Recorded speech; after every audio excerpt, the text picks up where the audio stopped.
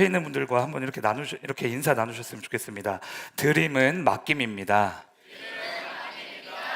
네, 다시 한번 더 드림은 맡김입니다.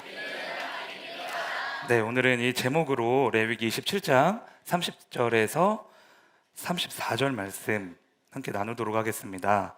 이제 드디어 레위기 마지막 장인데요. 제가 한 절 읽고 여러분들 한 절 읽고 이렇게 교독할게요.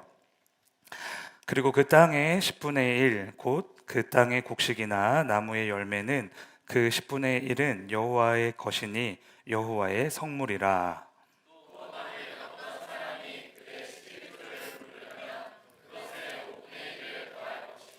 모든 소나 양의 11조는 목자의 지팡이 아래로 통과하는 것의 10번째 것마다 여호와의 성물이 되리라.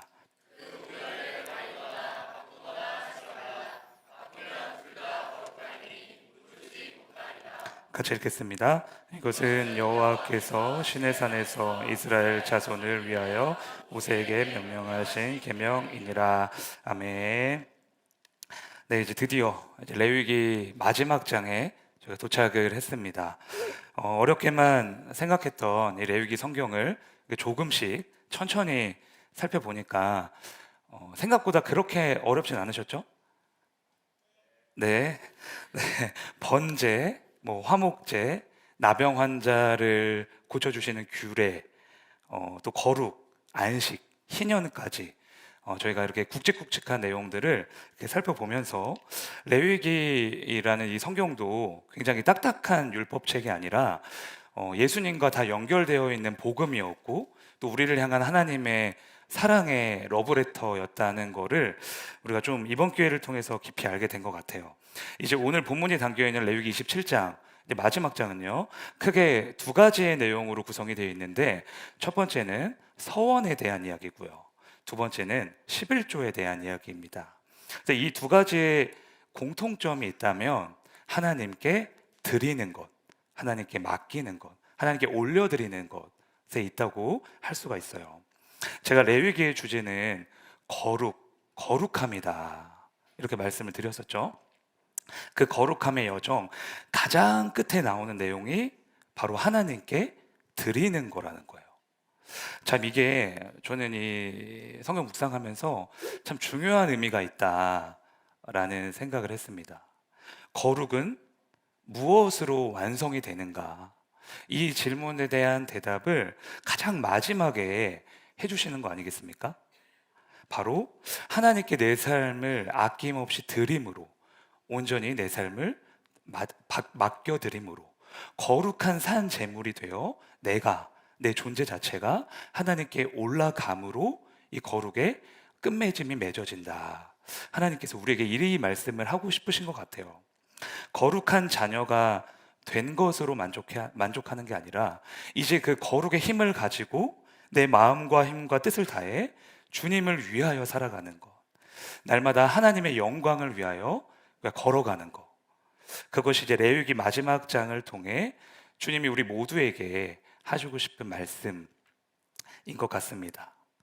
구원받은 백성이 되었다는 것에 만족하지 말고 그곳에 머물러 있지 말고 이제 너희의 삶 전부를 나에게 좀 주었으면 좋겠구나. 내가 너희를 그토록 원하니 너희를 나에게 온전히 드려줬으면 좋겠구나. 이런 주님의 마음 아니겠습니까? 특히 오늘 본문에서요, 하나님은 처음 난 첫 새끼와 11조 이 두 가지를 꼭 가져와야 된다. 이건 나의 것이다. 이렇게 강조하시면서 말씀을 하세요. 한번 볼까요? 레위기 27장 26절과 30절을 이어서 한번 읽어보겠습니다. 26절부터 시작. 오직 가축 중에 처음 난 것은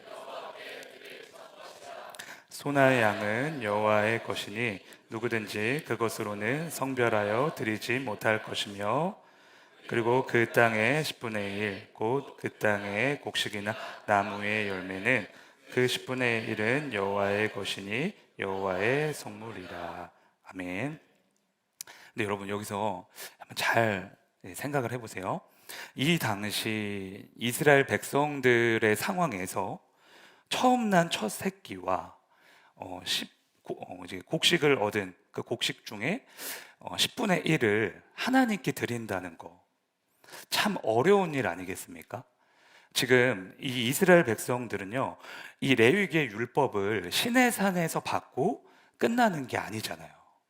시내산에서 이 레위기 율법을 받고 이제 출발해서 광야를 통과해서 하나님께서 약속하신 가나안 땅까지 가야 되는 거예요.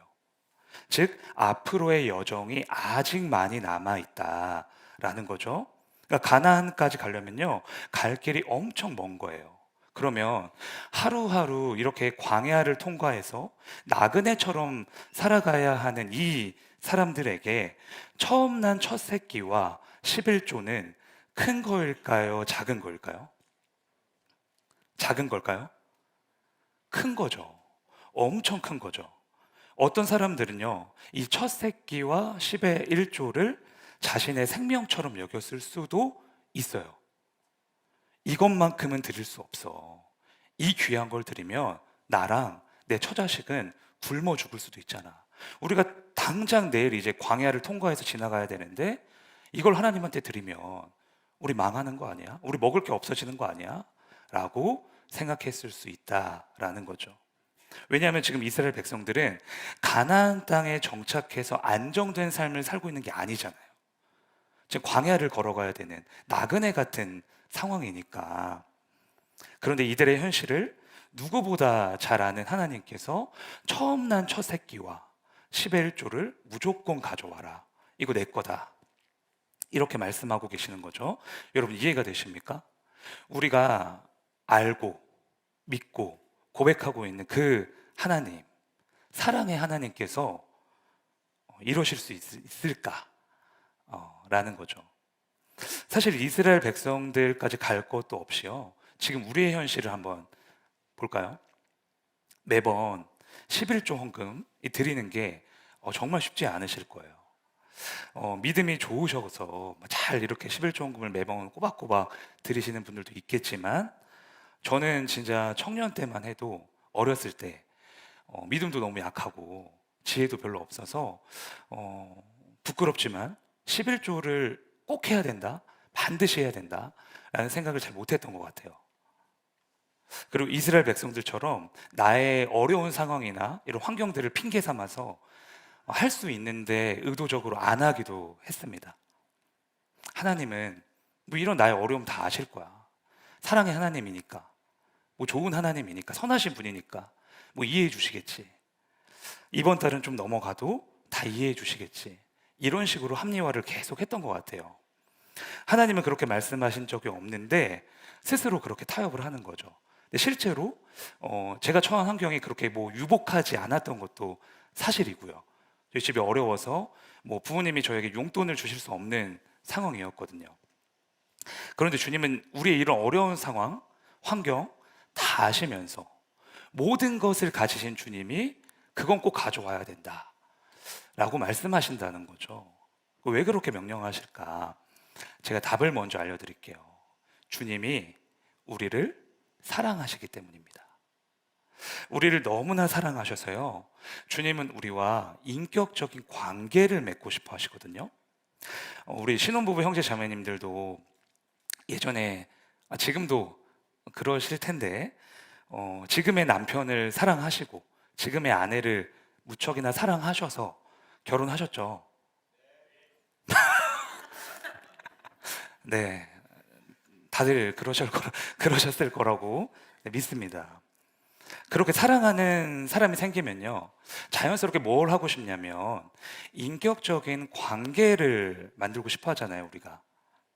이 사람이 뭘 좋아하는지, 이 사람이 어떤 생각을 하고 있는지, 또 이 사람이 나를 어떻게 생각하나, 이 사람의 마음이 어떤가, 생각이 어떠한가. 이렇게 대화를 하면서요, 사랑하는 사람과의 특별한 관계, 인격적인 관계를 만들고 싶어 해요. 그래서 하나님도요, 우리에게 꼭 너의 삶을 나에게 주었으면 좋겠구나, 이렇게 말씀을 하시는 거예요. 주님께 아낌없이 드리는 것을 통해 우리가 얻을 수 있는 게 뭔지 아세요? 주님과의 거래가 아니라 인격적인 관계가 생기는 겁니다. 11조를 드리면 100배로 갚아주시겠지? 이렇게 헌금하는 거 아니라는 거예요. 하나님은 우리에게 보상해 주시려고요, 적금과 같은 용도로, 보험과 같은 용도로 헌금하라고 말씀하신 거 절대 아닙니다. 비인격적인 거래 관계 원치 않으세요. 우리가 헌금을 많이 해서 하나님의 마음을 내 마음대로 조종하려고 하는 거 더 원치 않으십니다. 우리와 뜨겁게 사랑하고 싶어 하시고 우리의 마음을 늘 확인하고 싶어 하시기 때문에 우리에게 꼭 드려야 한다라고 말씀하시는 거거든요. 여러분 잘 생각해 보세요. 하나님과 우리의 관계에서요, 가장 큰 장애물은 결국에는 물질입니다. 물질 때문에 시험이 들고요, 물질 때문에 하나님께서 맡겨주신 사명을 뒤로 할 때도 있고, 하나님을 우선순위에서 밀어버릴 때도 많잖아요. 이건 부인할 수 없는 사실인 것 같아요.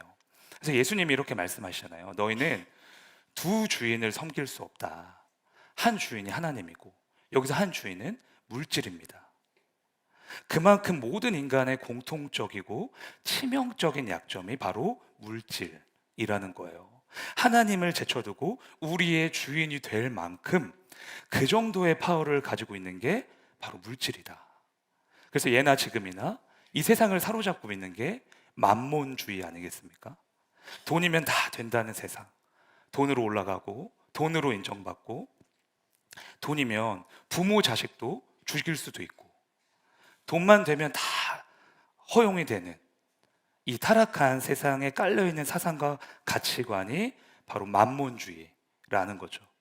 그래서 하나님은요, 우리에게 첫 새끼와 11조는 반드시 가져와야 된다, 이렇게 말씀을 하십니다. 왜? 그 행동 자체가 하나님을 사랑한다는 고백이고, 물질이 나의 주인이 아니라 하나님이 나의 여호와라는 것을, 주님이 나의 인생을 책임지신다는 것을 고백하는 사랑의 표현이거든요. 그러니까 의무적으로 드리는 것도 아니고 거래를 위해서 드리는 것도 아니고, 날 구원하신 주님을 너무너무 사랑하기에, 내 모든 걸 다 드려도 전혀 아까운 게 아니기에, 주님이 나의 주인 되심을 어떻게든 표현하고 싶기에 드리는 것이 헌금이고 바로 11조라는 거예요. 그래서 여러분, 한 여인이요, 예수님께 자신이 가장 아끼는 그 옥합을 깨뜨려서 드렸던 이야기 다 아시죠? 당시 1년치 연봉에 준하는 그 향유 옥합을 깨뜨려서 예수님께 다 아낌없이 부어드렸잖아요. 그때 옆에 있던 사람들이 뭐라고 말하죠? 왜 예수님께 이 비싼 향유를 허비하는가? 가난한 사람들에게 많이 나눠줄 수 있는데 왜 이런 바보 같은 짓을 하는가? 이렇게 책망을 합니다. 그랬더니 예수님이요, 여자의 편을 드시면서 하셨던 말씀이 있어요. 마가복음 14장 6절인데요. 여러분들이 한번 읽어주세요. 시작.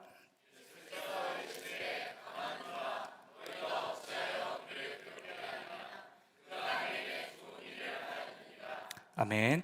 여러분 잘 보세요. 지금 예수님은요, 이 여인이 했던 행동을 보고 옳은 일을 했다, 이렇게 말씀하시지 않았습니다. 그 대신 뭐라고 말씀하시죠? 그가 내게 좋은 일을 했다. 원문 그대로 번역하면 좋은 일은요, 아름다운 일이에요. 예수님의 평가는 사람들의 평가와 완전히 엇갈립니다. 그 여인이 나에게 너무나 아름다운 일, 돈 주고도 살 수 없는 그런 일을 했다. 여러분, 옳은 일이 있고요, 좋은 일이 있습니다. 옳은 일은요, 누가 봐도 객관적이어야 하는 거예요.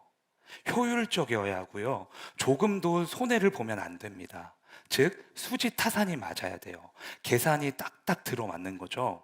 그게 옳은 일입니다. 그런데 좋은 일은 뭐예요? 예수님이 말씀하신 좋은 일은요, 관계적인 용어예요. 예를 들어서 제가 저희 아내를 엄청 사랑해요. 너무너무 아끼고 사랑해서 저희 사모님이 아주 원하는, 옛날부터 엄청 바랬던 그런 선물을 해줬다고 이제 우리 가정을 해봅시다. 그런데 사실 제가 실제로도 많이 드리고 있습니다. 오해하지 마세요. 가정을 해보면, 그런데 저의 그 행동이 있잖아요. 다른 사람이 보기에는 옳은 일이 아닐 수도 있어요. 여러분 이해되세요? 제가 사모님에게 했던 그 선물, 그 행동, 다른 사람이 보기엔 되게 비효율적인데? 옳은 일이 아닌 것 같은데? 라고 보일 수 있다는 거죠. 다른 사람이 보기에는요, 완전 낭비인 거예요. 그럴 수도 있잖아요. 그래도 제가 아내에게 그런 선물을 하는 이유는 꼭 옳아서가 아니라 나는 이 일이 좋은 일이라고 생각하기 때문에, 난 이 일이 아름다운 일이라고 생각하기 때문에 아내에게 그런 선물을 하는 거예요. 지금 예수님도 이걸 말씀하시는 겁니다. 옳은 일이 아니라 좋은 일을 해라. 이 여인은요, 그 예수님의 마음을 알았고, 그래서 예수님께 옳은 일이 아니라 좋은 일을 했던 거죠. 왜 이 여인의 행동이 좋은 일이었는지 아세요? 당시에 1년치 연봉이 되는 이 옥합을 깨트려서 주님께 아낌없이 부어드린 이 사건은요, 조금 있으면 십자가에 매달려서 돌아가실 예수님의 장례를 준비하는 사건이었거든요. 자신의 가장 귀한 것을 깨뜨려서 주님께 드림으로, 내가 가장 사랑하는 대상은 이 세상이 아니라 오직 당신입니다, 고백하는 사건이었기 때문에 예수님이 그걸 보시고, 그래, 너가 나에게 가장 아름다운 일을 했구나, 이렇게 인정을 해주셨던 거예요. 그렇게 예수님과의 사랑의 관계를 만드는 사건이었기 때문에 예수님은 너무나 아름다운 일이라고 말씀하시면서 이 여인을 높여주셨던 거죠. 즉, 옥합을 깨뜨린 여인은요, 예수님과 관계를 만들었고요, 그 옆에 있던 사람들은 옳은 일이라고 하면서 예수님과 거래 관계를 만들고 싶어 했던 거예요. 여러분, 우리가 11조를 드리는 이유가 뭘까요? 그러니까 어렵고 힘든데 왜 11조를 꼭 해야 하나? 주님을 사랑하기 때문입니다. 교회를 위해서, 목회자를 위해서, 아니면 더 큰 돈을 우리가 돌려받기 위해서 드리는 거 절대 아닙니다. 헌금을 드리면서 내 인생, 이 인생이 나의 소유가 아니라 오직 주님의 소유임을 고백합니다. 거저 주신 주님의 은혜임을 믿음으로 고백합니다, 라는 이 고백을 드리기 위해서라는 거예요. 11조는 내가 얻은 11조를 의무적으로, 거래적으로 드리는 게 아니라는 거죠. 하나님과 이런 인격적인 관계가 잘 형성되어 있던 사람이요, 바로 다윗이었습니다. 성전 건축을 준비하면서요, 다윗 왕과 이스라엘 백성들이 정말 어마어마한 예물을 하나님께 다 올려드리거든요. 그리고 나서 다윗 왕이 이런 고백을 해요. 자, 역대상 29장 14절입니다. 같이 한번 읽어볼게요. 시작.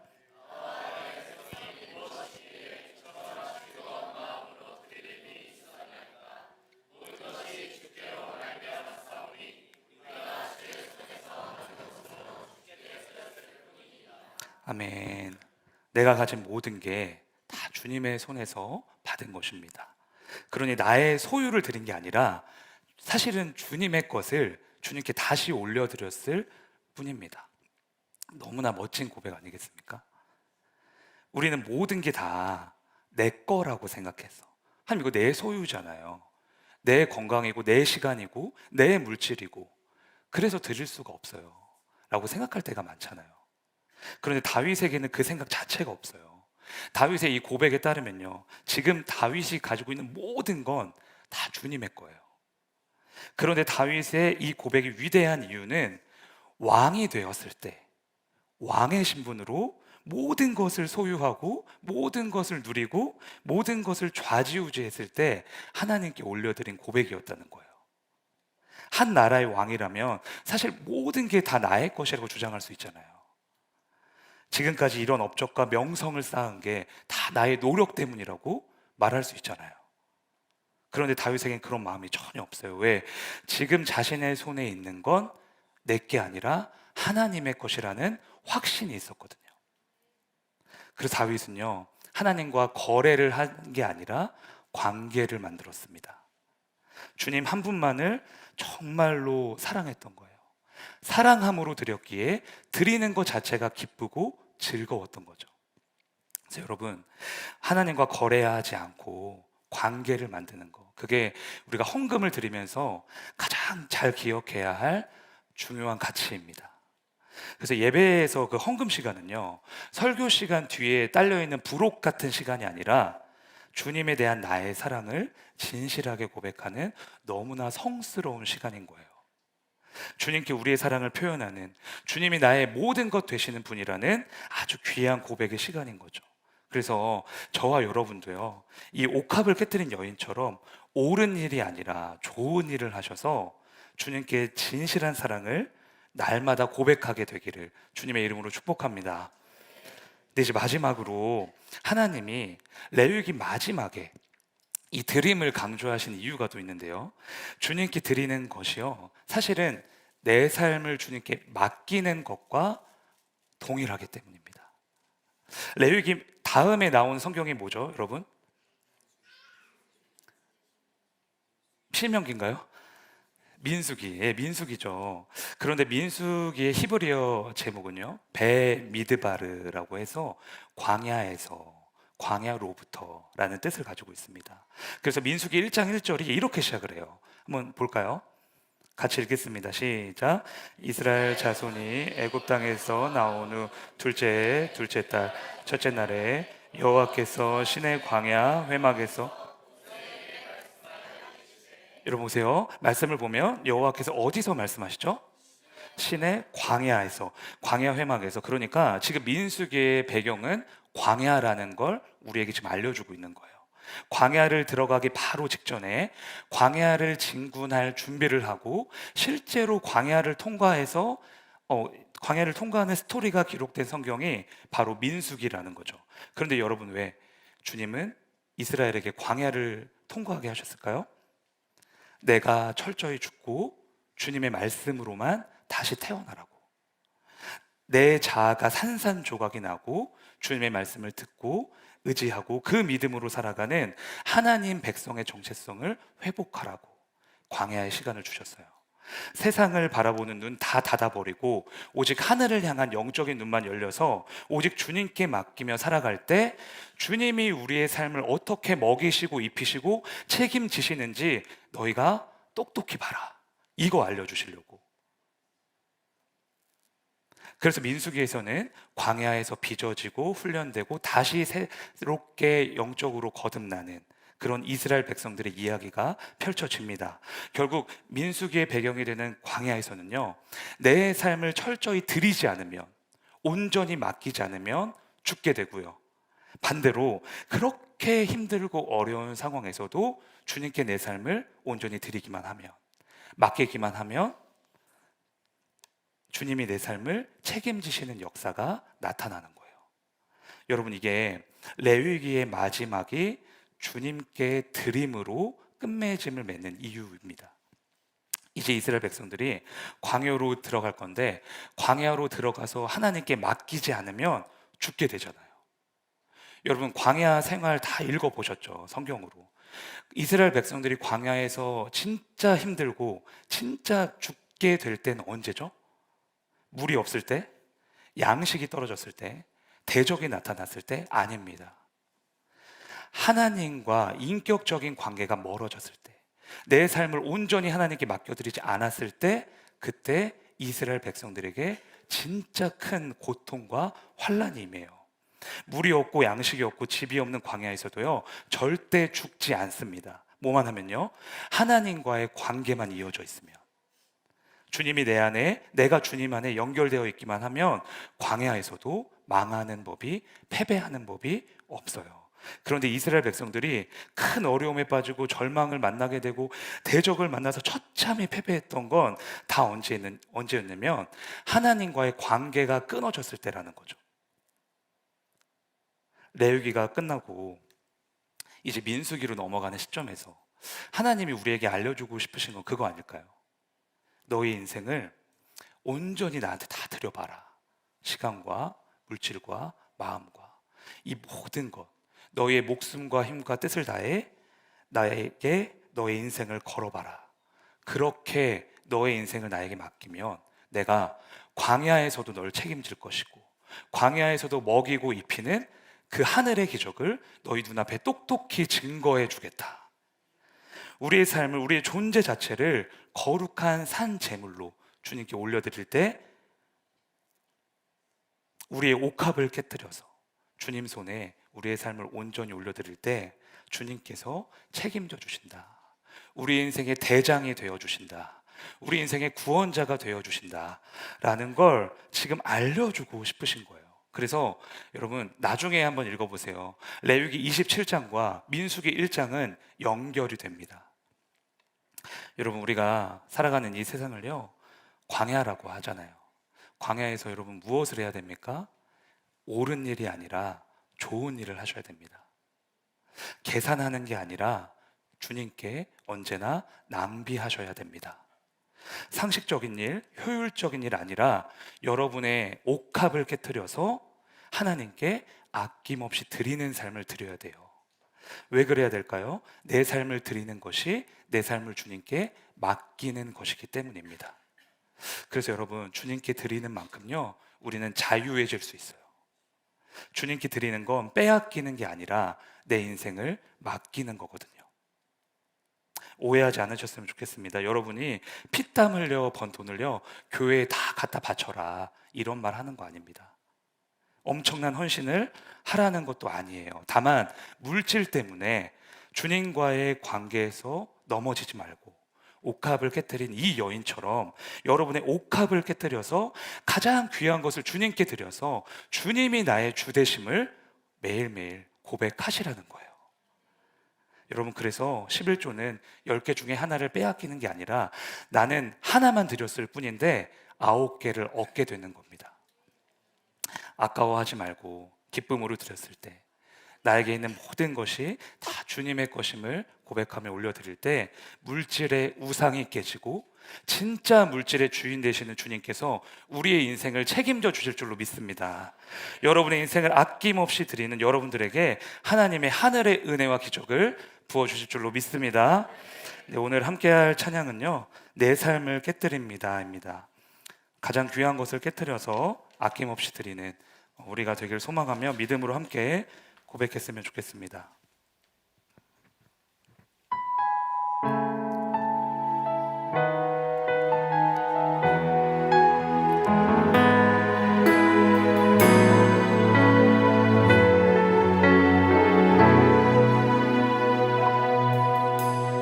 날 위해 십자가에서 깨뜨리신 사랑 오늘도 그 사랑 안에 나 거합니다. 주님의 생명 내 안에 있고 주님의 사랑 날 강권하니 나 오늘도 주께 내 삶을 깨뜨립니다. 주여 내 삶을 깨뜨립니다. 머리 위에 붓습니다. 내 모든 삶과 생명을 주님 얻으소서. 주여 내 삶을 깨뜨립니다. 머리 위에 붓습니다. 주님께라면 아깝지 않습니다. 처음부터 다시 한번 고백하겠습니다. 날 위해 십자가에서 날 위해 십자가에서 깨뜨리신 사랑 오늘도 그 사랑 안에 나 거합니다. 주님의 생명 내 안에 있고 주님의 사랑 날 강권하니 나 오늘도 주께 내 삶을 깨뜨립니다. 주여 내 삶을 깨뜨립니다. 머리 위에 붓습니다. 내 모든 삶과 생명을 주님 얻으소서. 주여 내 삶을 깨뜨립니다. 머리 위에 붓습니다. 주님께라면 아깝지 않습니다. 내